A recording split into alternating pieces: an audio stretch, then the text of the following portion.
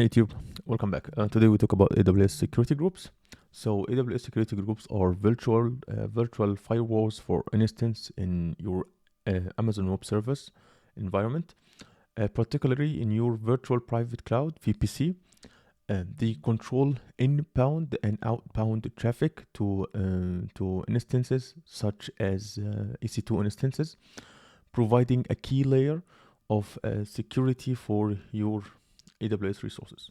So let's talk about the key features of the security group. The first thing that we will talk about the stateful firewall.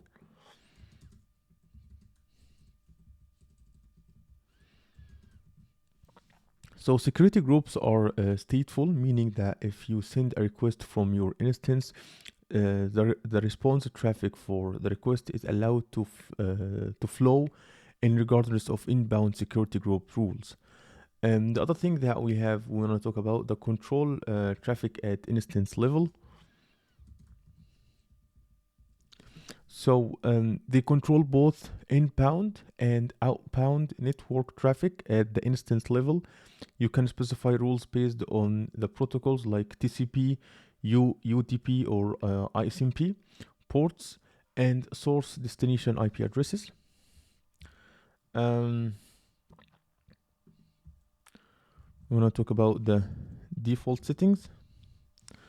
So by default, a security group defines all inbound traffic and allows all outbound traffic.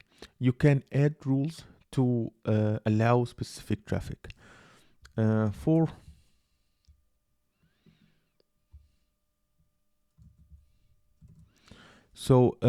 Associating with instances, you can associate multiple security groups with an instance, and a single security group can be associated with multiple instances. Lastly, we have the no deny rules.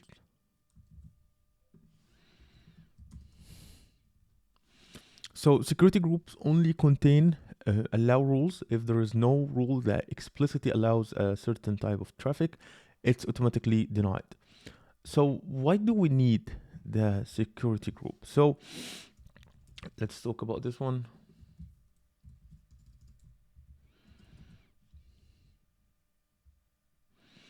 Number one, for the network security. They provide a fundamental layer of network security of control access to AWS resources like EC2 instance, helping to protect from unauthorized access. It's flexibility and really easy to manage.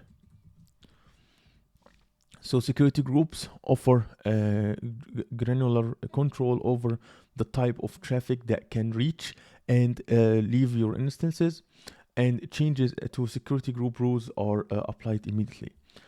Number three, we have the separation of concerns.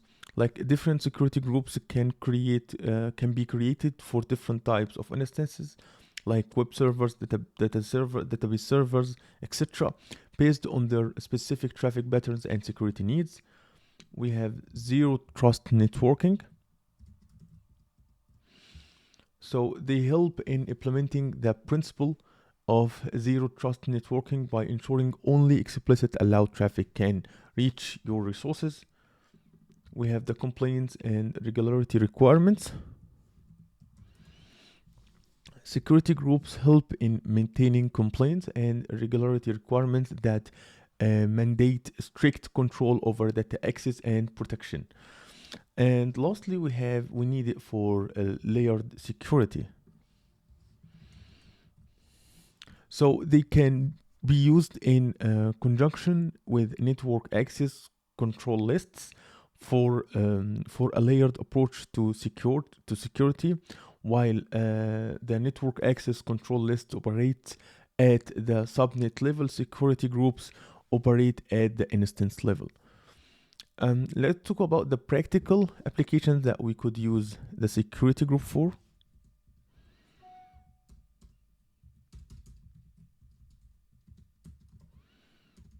So number one, web servers. Yeah, that's right. So a security group for web servers might allow traffic on port 80 HTTP and 443 or 443, which is HTTPS from any source.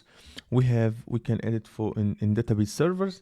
So a security group for database servers might only allow SQL or NoSQL database traffic from instance associated, while the web server security group we have SSH access.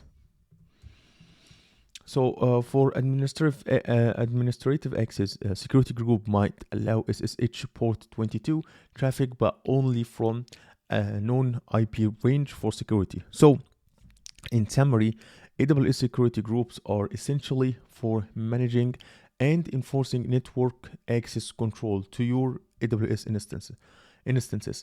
They provide a critical tool in security in securing your AWS environment, ensuring that only the desired traffic can access your resources. So that's it for today's video, and I hope you like my content. If you like my content, make sure to subscribe and hit the notification bell so you never miss a video, and see you guys in future problem.